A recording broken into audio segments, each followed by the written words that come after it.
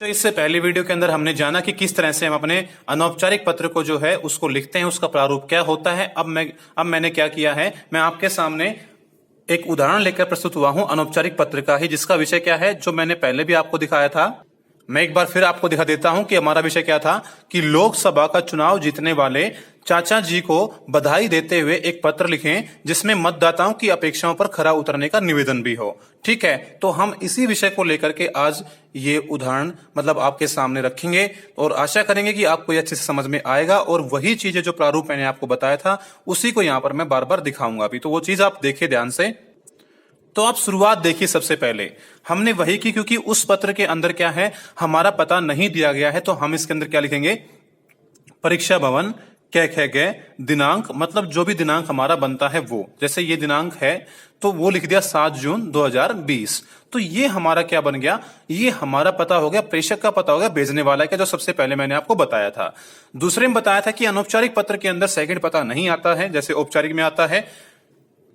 औपचारिक में तो हम वो पता लिखते थे कि जहां पर हम पत्र भेजते हैं, लेकिन यहां पर वो पता नहीं आएगा, यहां पर ना ही विषय आएगा कि हम विषय नहीं लिखते हैं इसके अंदर, तो यहां पर सीधा क्या आएगा, संबोधन आएगा। और संबोधन दो प्रकार के होंगे, एक संबोधन एक अभिवादन, और वो रिश्ते के हिसाब से होगा, जो मैंने टेबल यहां पे बना के दिखाई थी आपको, तो उसी के अनुसार संबोधन है। देखिए, मैंने बड़े को लिखना तो लिखा आदरणीय चाचा जी, क्योंकि बड़े हैं वो, तो आदरणीय चाचा जी, और बड़ों क्या करते हैं, सादर चरण स्पर्श, ये हमारा अभिवादन है। तो इस तरह से क्या हुआ, हमने ये चीज यहां पे डाली, तो ये हमारे पत्र का पहला पार्ट था जो हमने पूरा किया। अब आगे बढ़ते हैं, जो मुख्य चीज है वो आते हैं। देखिए एक बार ध्यान से, मैं यहां पर सपरिवार कुशलता से हूं। ठीक है, मतलब यहां पर सबसे पहले हमने उनका कुशल क्षेम पूछा और अपना बताया, एवं आप सभी की कुशलता की कामना करता हूं। आई बात समझ में। आशा है स्नेह और लतिका की परीक्षा भी अच्छी रही होगी। यहां पर मैंने दो नाम लिए, वो जुड़ाव लाने के लिए, वो आत्मीयता लाने के लिए। ठीक है, और मैंने क्या किया, विषय से हटके भी बात की, मतलब जरूरी नहीं सीधे हम उस पर आए। मैंने पहले कहा था ये हमारे जानकार हैं, तो हम थोड़ी यहां वहां की बातें कर सकते हैं। आगे, कल सुबह का अखबार देखा तो पता चला कि आप पहले ही प्रयास में लोकसभा का चुनाव जीत गए। मन खुशी से भर उठा।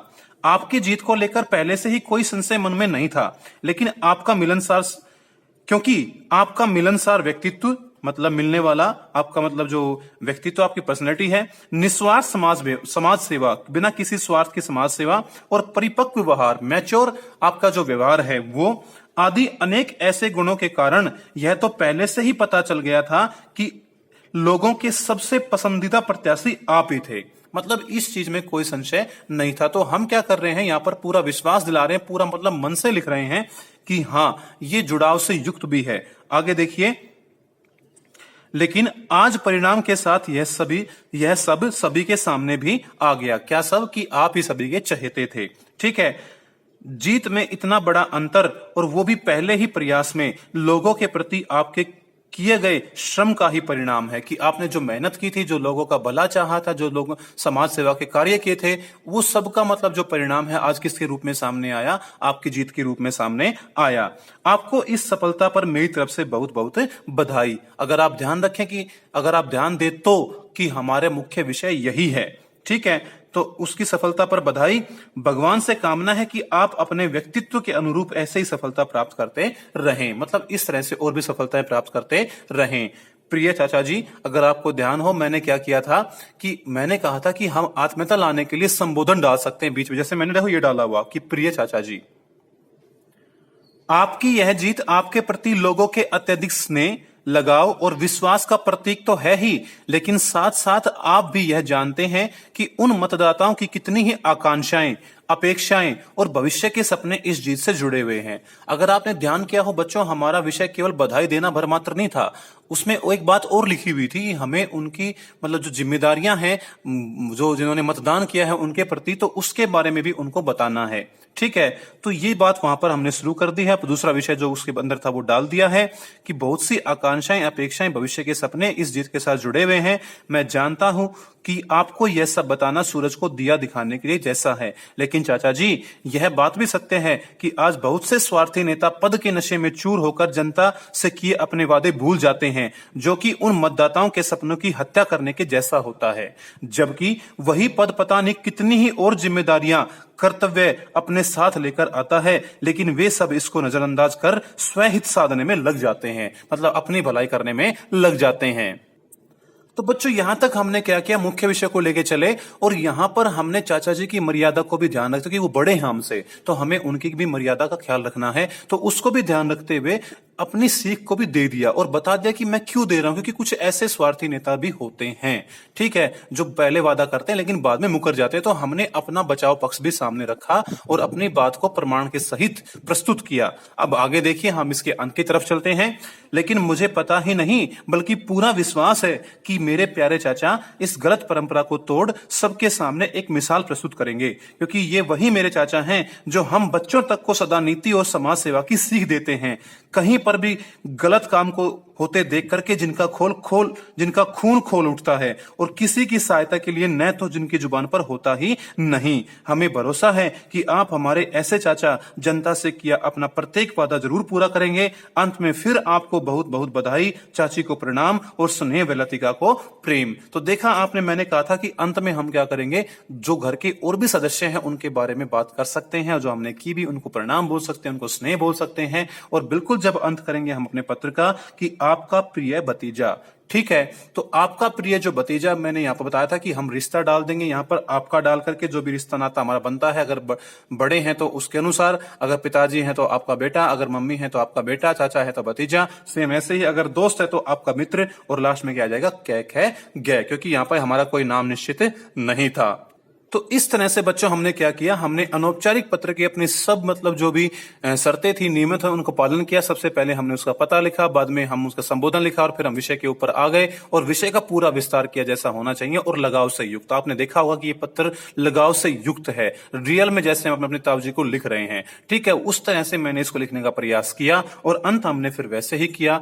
तो ये था आपके सामने अनौपचारिक पत्र का एक उदाहरण। अब कुछ छोटी छोटी बातें जो गलतियां मिस्टेक हम कर देते हैं वो मैं आपको दिखाना चाहूंगा, बिल्कुल बारीक, जो आपकी पकड़ में आई भी नहीं होंगी। देखिए मैं दिखाता हूं आपको। ये देखिए, सबसे पहले हमने जब यहां पे शुरुआत की कि मैं यहां पर सहपरिवार कुशलता एवं आप सभी की कुशलता की कामना करता हूं, मतलब मैं यहां पर एक शब्द भूल गया था, हो सकता है आप भी भूल जाएं, तो क्या करें, इस तरह से एरो लगा के हल्का सा ऊपर अपने शब्द को लिख दें, ठीक है। कई बच्चे क्या करते हैं, काटने लग जाते हैं, पूरी लाइन को काट देते हैं। बेटा जितना अच्छा होगा ना हमारा पत्र, जितना ढंग से सजाया हुआ होगा, वही बात है, सजावट सबको अच्छी लगती है, उतने अच्छे नंबर होंगे, और फिर उससे चीज क्या होगी, हमारी खराब हो जाएगी। आई बात समझ में? तो हमें कटिंग नहीं करनी चाहिए, नहीं कर, और उसकी बजाय ऐसे एरो लगा करके ऊपर या नीचे, यहां पर भी हम लिख सकते हैं अगर जगह हो तो, वरना ऊपर लिख दें तो लाइनों के बीच में हम लिख सकते हैं। आई बात समझ में? तो ये सबसे पहली बात कि हमें ज्यादा कटिंग नहीं करनी चाहिए। और कटिंग का तो बुरा हाल जब होता है, कब, जब कुछ ऐसी चीज आ जाए। देखिए आप ध्यान से क्या लिखा हुआ है, देखो, नशे में चूर होकर, मैंने यहां पर एक गलत वर्ड लिखा था, लिखा नहीं, बस केवल आपको समझाने के लिए किया। क्या किया कि एक गलत शब्द लिख के मैंने इसको काट दिया। लेकिन कई बच्चे क्या होते हैं, इसको काटने की बजाय मिटाने का प्रयास करते हैं, मतलब इसको लेके पेन इसके ऊपर घसते जाएंगे, घिसते जाएंगे जब तक ये मिट नहीं जाए, और मिटाने के चक्कर में उसको पूरा का पूरा फोकस कर देते हैं कि देखिए हमारे पत्र में गलती रही। तो ये चीज भी बड़ा मायने रखती है और बिल्कुल स्पष्ट दिखती है। अगर अब आप इस कटिंग को देख रहे हो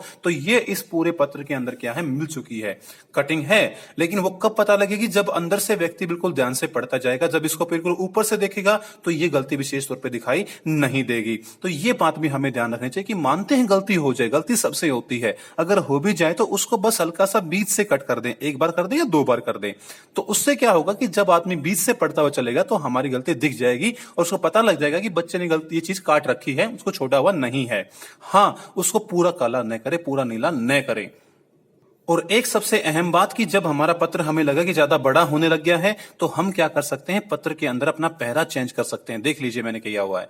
तो हम क्या, उससे क्या होता है कि एक पूरा का पूरा भंडार लगने की बजाय अलग से पैरे दिख जाते हैं। और विशेष तौर पे ध्यान रखें कि पैरा हम चेंज वहां पर करें जहां पर अच्छी लग रहा है। जैसे हम यहाँ पर अंत की तरफ बढ़ रहे तो वहीं पर किया हमने, ठीक है, तो हम पैरे भी बना सकते हैं, लेकिन पत्र में ज्यादा पैरे अच्छे नहीं होते हैं। ज्यादा ही बड़ा बनता हो तो 2-3 पैरे हम कर सकते हैं, वरना एक पैरा बीच में बदल करके हमारा काम चल सकता है। तो बच्चों, ये थी अनौपचारिक पत्र के अंदर ध्यान रखने योग्य बातें। मैं आशा करता हूं आपको पत्र जो संबंधित हमारा विषय था वो आपको समझ में आया होगा, चाहे वो औपचारिक हो चाहे अनौपचारिक हो। अगर ना आया हो तो फिर से जो वीडियो नहीं समझ में आई उसको फिर से देख लीजिए। अगर कोई और भी दिक्कत है तो आप मेरे पास उस दिक्कत को भेज दीजिए, मैं उसका हल करके आपके पास भेज दूंगा। वरना आपका जो संबंधित अध्यापक है आपके विषय का, उनसे पूछ लीजिए, वो भी आपकी समस्या का हल कर देंगे। आप स्वस्थ रहें, खुश रहें, अपनी पढ़ाई भी जारी रखें।